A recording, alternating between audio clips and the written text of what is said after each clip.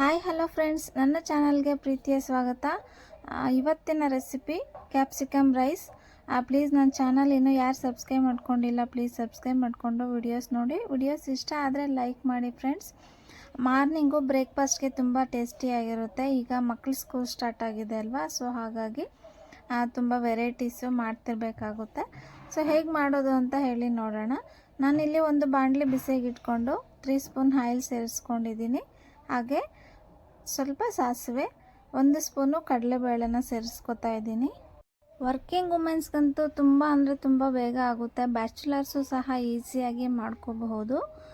ಈಗ ನಾನು ನೋಡಿ ಕಡಲೆಬೇಳೆನ ಫ್ರೈ ಮಾಡ್ಕೊಳ್ತಾ ಇದ್ದೀನಿ.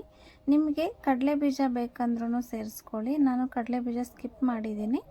ಈಗ ಒಂದು ಸಣ್ಣದಾಗಿ ಹಚ್ಚಿರುವಂತಹ ಈರುಳ್ಳಿಯನ್ನು ಸಹ ತೊಗೊಳ್ಳೋಣ.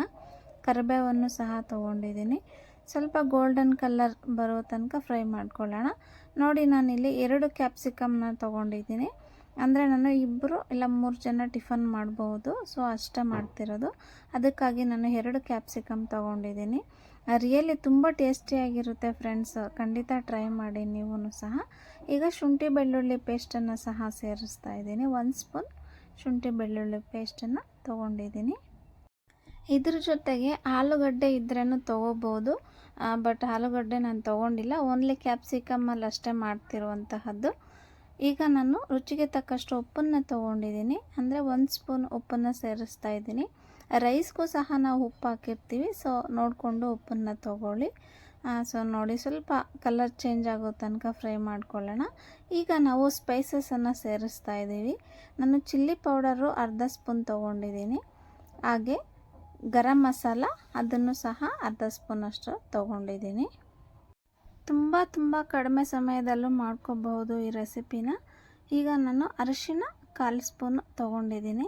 ಸೊ ಎಲ್ಲವನ್ನು ಸೇರಿಸಿ ಒಂದು ರೌಂಡು ಚೆನ್ನಾಗಿ ಮಿಕ್ಸ್ ಕೊಡೋಣ.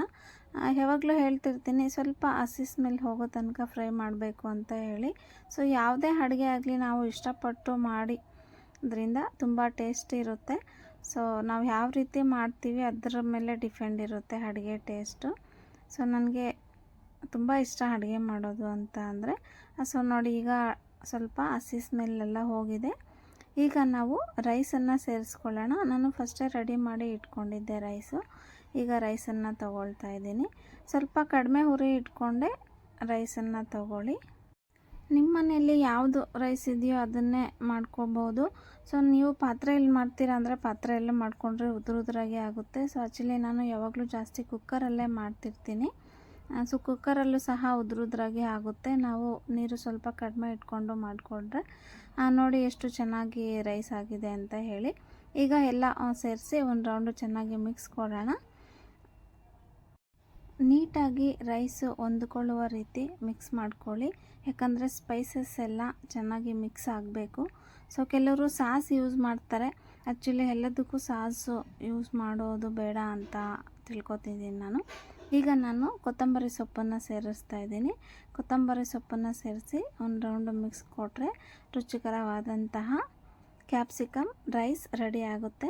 ನಿಮಗೆ ಯಾರಿಗೆ ಇಷ್ಟ ಆಯಿತು ಕ್ಯಾಪ್ಸಿಕಮ್ ರೈಸ್, ಪ್ಲೀಸ್ ಕಮೆಂಟ್ ಮಾಡಿ ತಿಳಿಸಿ. ರಿಯಲಿ ನಮಗೆ ತುಂಬ ಇಷ್ಟ ಆಯಿತು. ನಾನಿಲ್ಲಿ ಚಿಲ್ಲಿ ಬಳಸಿಲ್ಲ. ಎಂತಕ್ಕೆ ಚಿಲ್ಲಿ ಬಳಸಿಲ್ಲ ಅಂತಂದರೆ ಕ್ಯಾಪ್ಸಿಕಮ್ಮು ಸ್ವಲ್ಪ ಸ್ಪೈಸಿ ಖಾರವಾಗಿರುತ್ತಲ್ಲ, ಸೊ ಹಾಗಾಗಿ ನಾನು ಚಿಲ್ಲಿ ಬಳಸಿಲ್ಲ, ಚಿಲ್ಲಿ ಪೌಡರನ್ನು ಬಳಸಿದ್ದೀನಿ. ನೋಡಿದ್ರಲ್ವ, ರೆಡಿ ಆಗಿದೆ ಕ್ಯಾಪ್ಸಿಕಮ್ ರೈಸ್. ಈಗ ಬೌಲ್ಗೆ ಸರ್ವ್ ಮಾಡ್ತಾಯಿದ್ದೀನಿ. Thank you so much for watching video. Next ಒಂದು ಹೊಸ ರೆಸಿಪಿಯೊಂದಿಗೆ ನಿಮ್ಮ ಮುಂದೆ ಬರ್ತೇನೆ. ಪ್ಲೀಸ್ ಫ್ರೆಂಡ್ಸ್, ಆ್ಯಡ್ಸ್ ಬರ್ತಿದೆ, ಸ್ಕಿಪ್ ಮಾಡಿದೆ ವಿಡಿಯೋಸ್ ನೋಡಿ. ಆ ವಿಡಿಯೋಸ್ ಇಷ್ಟ ಆದರೆ ಲೈಕ್ ಮಾಡಿ, ಪ್ಲೀಸ್ ಸಬ್ಸ್ಕ್ರೈಬ್ ಮಾಡ್ಕೊಳ್ಳಿ ನನ್ನ channel. Thank you so much for watching video.